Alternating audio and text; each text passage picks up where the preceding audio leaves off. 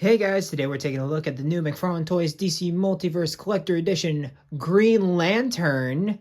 Let's get a better look at that packaging, shall we? So here we are with the Green Lantern figure in the packaging here. We of course have the, at the bottom we of course have the DC Multiverse logo right there with the silver Green Lantern nameplate right there. We of course have the silver trim along the package as well. On the side, we of course have the silver McFarlane Collector Edition right there. On the side, we of course have the silver Green Lantern nameplate again. The another DC Multiverse logo up at the top. We have the figure number, which is 22. So this is the 22nd figure in the Collector Edition line. And on the back of the packaging, we of course have this splash of all the different Lantern Corps, apparently from Tales of the Green Lantern Corps number 3, obviously, with the new Bullet logo, which is kind of interesting. How we're going back to the Bullet after the after this kind of logo here has been the logo since what, 2016? I want to say we're going back to the old logo. It's interesting. And then we, of course, have Green Lantern from Green Lantern Corps right up there on the top there. On the bottom, you have McFarlane Toys social medias. Of course, follow them on Facebook, Twitter, and Instagram. Great resources to get updates on pre-orders and stuff like that. So very useful tool there. On the side, you, of course, have the McFarlane Collector Edition right there. And, of course, Green Lantern from Green Lantern Corps. Another 22, signifying he's the 22nd figure in the Collector Edition line. You, of course, have the DC Multiverse up at the top, the McFarlane Toys logo at the bottom. At the tippy top, you, of course, have the 22 moving parts, another McFarlane Toys logo, and this is, of course, for ages 12 and older. On the bottom, you have, of course, the Green Lantern legalese right there. And then on the other side, you, of course, have the barcode for all you barcode hunters out there. But all right, guys, let's get this dude out of the packaging. And so here we are with Green Lantern here out of the packaging. And of course, before we take a look at the figure himself, we're of course going to take a look at the other contents. So up first, we of course have the standard Multiverse Collector Edition stand here, which, you know, if you're a veteran of the line, you know exactly what you're getting into here. You have the DC, silver DC logo right there, the one peg right there, and nothing on the back. And then, if you know your DC Multiverse as well, there's one other thing the figure must come with, and it's the card, which has this beautiful page of seeing all these different Green Lanterns flying there, looking really dope with Hal Jordan there leading the charge.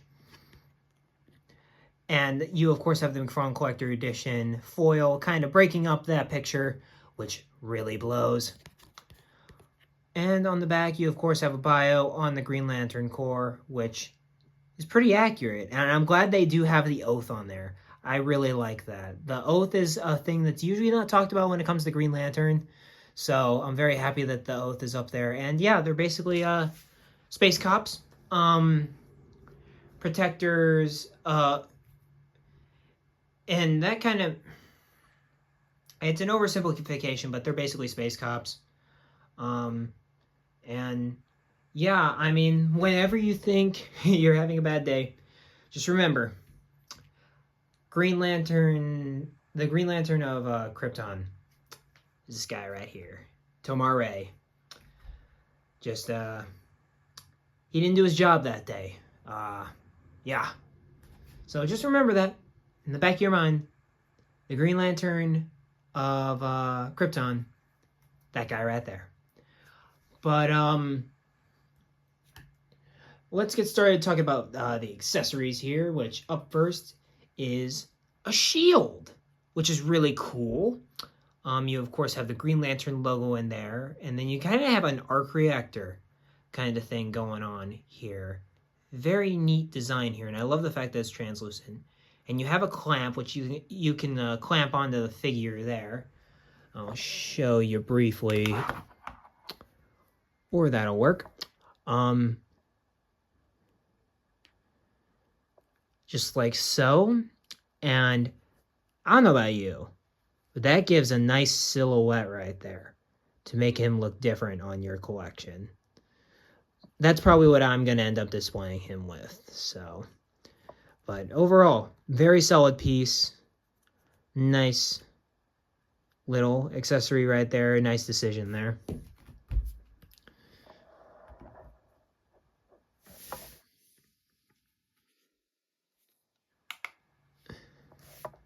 And then we, of course, have what's a lantern without his battery. So we, of course, have the standard translucent battery, but with a bit of a switch up this time. We have the actual light coming out of the battery, and it's not an actual light, but it's painted like it's emerald light coming out of the battery, kind of like the original Green Lantern comics, because their beams and stuff like that was more yellow. As you can see here on the card, it was more yellow than what their costumes were, to, of course, differentiate themselves. In the current comics, of course, coloring has gotten a lot better, so they've kind of got it closer, but they still like to make the costumes a bit more greener. But I love the fact that they actually replicate this kind of retro feel to the battery, and hopefully in the future, the only thing that's kind of making this kind of an inferior power battery is the fact that we don't have a posable handle. That kind of sucks, but hopefully we get there. This is one step in the right direction. And then up next, since I said largely that it's also labeled as Green Lantern, and you might have noticed it in the packaging, is that he comes with an alternate head. And this is it's basically what DC UC did back in the day, the Mattel line, DC Universe Classics, when they eventually did their, I think it's 2 waves of Green Lantern Classics figures, which fantastic line full of a lot of great characters, and one of the only ways you can get a lot of those Green Lantern characters. But they released, I believe it was 2 of them. They did a Green Lantern one. No, they did 3, because it was a Green Lantern one, a Sinestro Corps one, and a Red Lantern one. And this was right when Jeff Johns was doing all that other Corps stuff. So it was really new at the time, and they were coming out with these figures, which is awesome. But this comes with another head as well, which, of course, if you know your Green Lantern lore, this is Abin Sur, who is the predecessor to Hal Jordan, who basically, while he's dying, basically gives Hal Jordan the ring. And Hal, of course, goes on to become the greatest Green Lantern ever, according to Jeff Johns. And apparently, before Hal became accepted into the Corps, Abin Sur was the greatest Green Lantern ever. So it's kind of funny that the person who inherits his ring shall become the greatest Green Lantern ever, according to Jeff Johns. But it's a solid paint job. I mean, it's got the green eyes there. I do like the texture that they gave the head. It makes it a lot more interesting than it just being purple. And then you, of course, have kind of the pointy elf ears, which is cool as well. So overall, a nice, interesting take on Abin Sur right there. And we'll get to that head in a minute. But we, of course, have another kind of hand, and there are 2 kind of hands that are projecting stuff, so I'll just get those out kind of away. But up here we, of course, have, it looks like, oh, it's a Guardian. Okay. So basically you have a hand projecting one of the Guardians there, so you could have one of the Green Lanterns looking like they're talking the Guardians is telling them to, like, report to Oa or something. But it looks relatively like a Guardian. They got their arms folded in their sleeves and stuff like that. So solid work there overall, and it's of course a white hand, which is nice. And then he also comes with a few other sets of hands, because he comes with more flat hands right here, which this one has a slightly more separated thumb than this one, and you get a nice look at the lantern ring right there, which looks pretty on point. And you of course have the fabric bunching, which is a nice touch. I wish they painted the underbelly, but the fact that they painted the top so well kind of makes up for it. And you of course have some fist hands, which again, fists. Then you have the Green Lantern ring there, which is painted very nicely.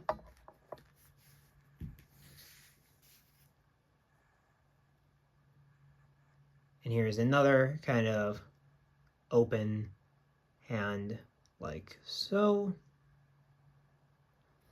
And then he also comes with, and as you probably guessed, this kind of fisted hand kind of pointing something in the sky. I'm going to take it off, mainly for simplicity's sake, for when I'm doing articulation and stuff like that later on.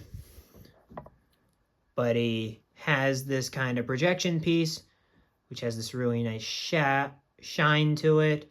Then it goes out into like little knives, which looks pretty cool.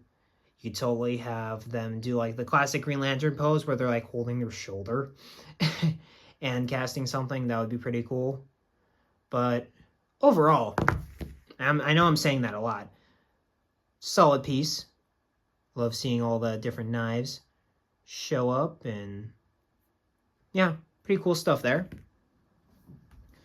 So finally, let's get on to the figure. And this is a relatively, this is a repaint of the Kyle Rayner Buck. So just be aware that if you've had, at least for me, I've gotten this figure a few times. Largely with Sinestro over there, and of course the Kyle Rayner Buck. Both I reviewed both figures, but I only have the new 2010s ish Kyle Rayner. I believe that was during Jeff Johns' run, but I'm not quite sure. But anyway, I've gotten this figure a few times, so I kind of know what I'm getting into here. But it has the same texture work as the other Green Lanterns, so it is very uniform with them, which is good. I like it when my Green Lanterns at least feel the same, which kind of irked me when they started using this body for all the Green Lantern figures. But now as they've been putting out more Green Lanterns with this body, makes it look a lot better, makes it look consistent, which I like. Let's get a better look at the Tomar-Ray head sculpt. And this head sculpt is amazing. I'm not going to front. You got the fins. You got the weird looking Vulcan ears right there. Got all the texturing on the head.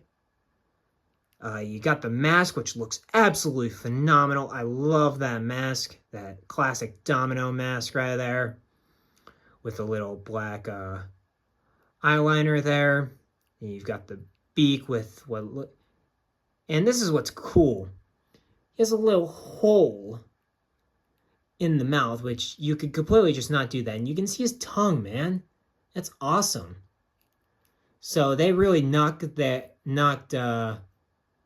ball out of the park on this head. But they did paint the neck green. I get why, but it's kind of like, you could have sculpted it all the way up, but oh well. And then you have the basic Green Lantern design, which is probably the first time I've actually gotten in the line. The classic Green Lantern design, which you of course have the Green Lantern logo up at the top, the white over the green. You of course have the green in the chest and shoulders with the black sleeves going down to the white gloves, which I love the white gloves. Kind of irks me when they don't have them. but I do really like the white gloves. They're really nice. I think they make them look proper and cool. Then you go down to the black legs, and of course to the green boots. And I also love the shade of green they use for this figure. Kyle, now looking back on it, is a bit light. It's a bit light, more like a lime green, which I'm not a huge fan of. I like the more darker green. Like, this is the perfect green for a Green Lantern figure for me. But anyway, let's get along to the articulation segment. He can, of course, move his head up that far. He can move his head down that far. So solid for flying poses. He, of course, can rotate his head all the way around and move decently around. So, great double ball peg movement there. He has butterfly joints in the shoulders, which can give him so much physical presence there. He, of course, can hinge the shoulder all the way out. He can rotate it all the way around. He has, and shoulder is a bit loose. I feel like in the future it could actually get loose. So be aware of that. Yeah, be aware of the looseness that this joint could possibly have. I'm not saying it will, but it could. You, of course, have a nice bicep swivel right there. You have double jointed elbows, which could be better, could be worse. And then you have the classic McFarlane wrist joints, which can move. Oh, geez. That far out, up and down. And you, of course, can rotate to make it go up and down like so. I love these wrist joints. Love them. Cannot get enough of them. You, of course, have a lot of ab movement right there, which he can crunch that far forward. He can move that far back. I don't get why they want the characters to limbo but not crunch, but okay. We have standard McFarlane legs up there, which can move that far out. You can move that far forward. You can move that far back. He has pretty good thigh pivot right there. Double jointed knees, which look ugly. Look really ugly. I'm not a fan of that. Every time I see these knees, I'm like, I gotta keep his legs straight now. Thank you. And then you, of course, have the ankles, which, of course, have rotation up at the top, ankle pivot at the bottom, and, of course, hinge up and down with a nice ratchet right there. And, of course, toe articulation at the bottom and peg holes at the bottom of the feet. And here we are with all of the Green Lanterns in my collection here. We, of course, have, from right to left, Hal Jordan there from the Dawnbreaker 2-pack. We have, of course, Kyle Rayner from the Atrocitus Build-A-Figure Wave. Tomar Ray, of course. And John Stewart right there.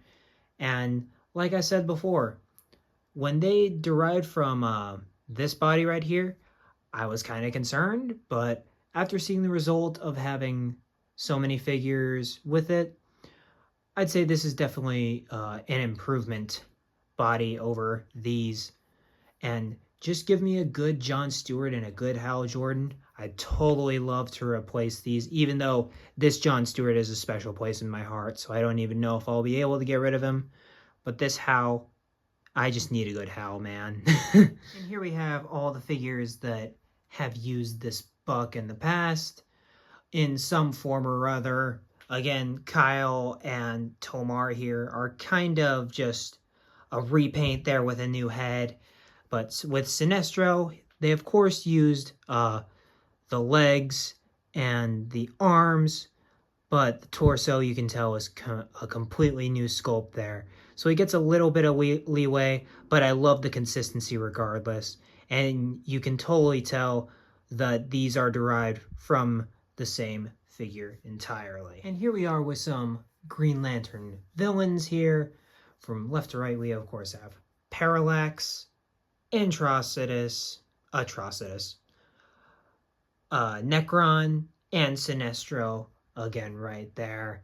And I gotta say, these guys all look fantastic together.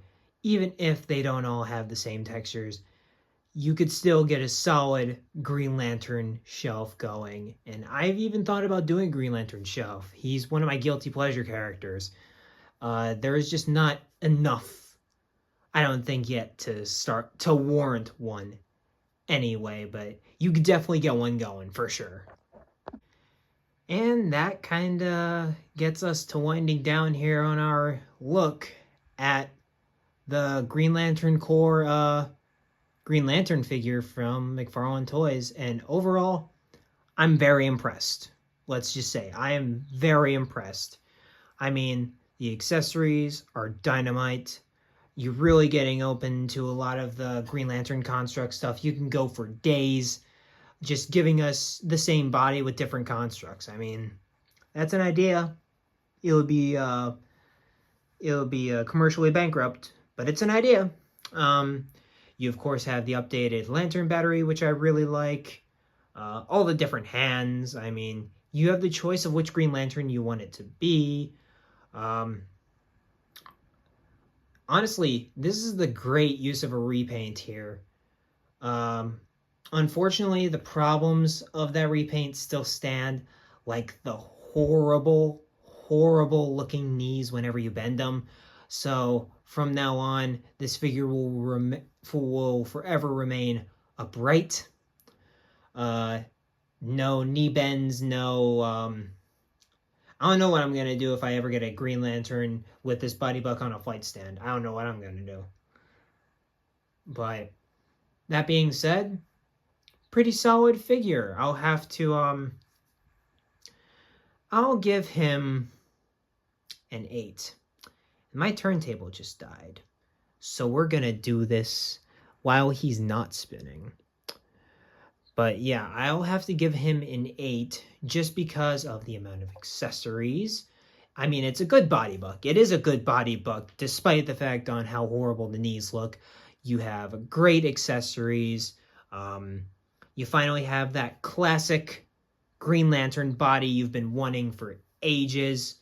Because the John Stewart figure that came out with the Morrison wave used this buck, but it was the John Stewart of like the 90s and stuff like that. It wasn't like the classic white gloved Green Lantern look. So we finally have that here. Hopefully we'll get a new Hal Jordan and John Stewart in the future. Ooh, maybe even like get a little tunic piece over this and we can get a Guy Gardner. Who knows? But yeah, overall, I'd say pick him up if you're a fan of the Green Lantern character. But outside that, this is kind of a skip. I'm not gonna lie. It's not the most crucial buy on the planet. But I would highly recommend him if you're a huge fan of Green Lantern, obviously. But that should really do it, guys. Of course, like, comment, subscribe. Tell me what you think about Green Lantern here down in the comments down below. I love reading your guys' comments. It really brightens up my day and makes the editing process go by faster. And as always, guys, I will see you in the next video. Of course, keep collecting and stay kind and courteous out there. And yeah, see you in the next video. Peace.